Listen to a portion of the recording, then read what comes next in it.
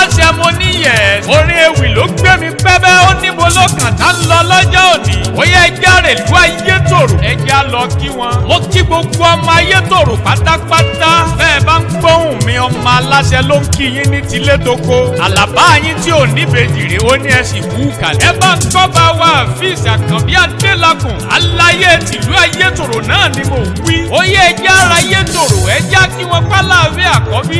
ẹyà ẹja rẹ̀ lú àwọn ẹni rẹ̀. ẹ̀ńbẹ́yìn lọ́mọ Ayétòrò mọ́jọ. ọmọ aṣẹ́tòrò kó tó jẹun. ọmọ owó yẹlé òsì yẹta òsì ọyọ mẹ́yàn. òtòsí ló ṣubú lọ́jà lábẹ́fẹ̀ rí sí. polówó olè bàbá yín bá ṣubú lọ́jà. ariwo ni wọ́n fi pa. ẹ̀ńbẹ́yìn lọ́mọ ẹni ìṣẹ́ bá wù kó wá wí ìṣẹ́ wù mí ṣe ń bọ̀rọ̀ lówó mi. adìrẹ òtòsí ní jẹ láàrin ìfẹ́ tó lówó olè bàbá yín ní jẹ ní gbangba oko. èdè gbó ọmọ ọba tẹbí taré. òkú ló yẹ lẹ́jọ́. bàbá tiyín kú sóko ó dáa pọn. òkú dọ̀rùn sí baálẹ̀ lọ́rùn. ìtókì lomi wọn lóde gbó ọ̀tàrà lomi àwọn ọ̀fà. èdè gbó ọmọ bàbá tẹbí taré.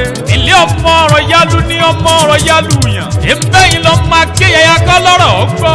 bọ́lọ́rọ̀ bá gbọ́ kí lọ́rọ̀ bá jẹ́. bọ́lọ́rọ̀ bá gbọ́ kí lọ́rọ̀ ó ṣe. ilé ọmọ ògògó igú mọ̀tọ́ ń gbórí wáyé.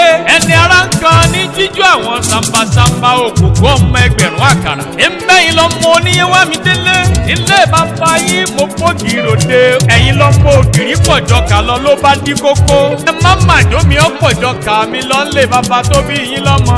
ìbẹ́yìn lọ mọ òkúta gbé dọ́jà tí ò tà. ẹ̀yin lọ mọ òkúta gbé dọ́jà tí ò lówó lórí. èmo ni bàbá yín dáṣọ fún tí wọ́n ń pèlè kú.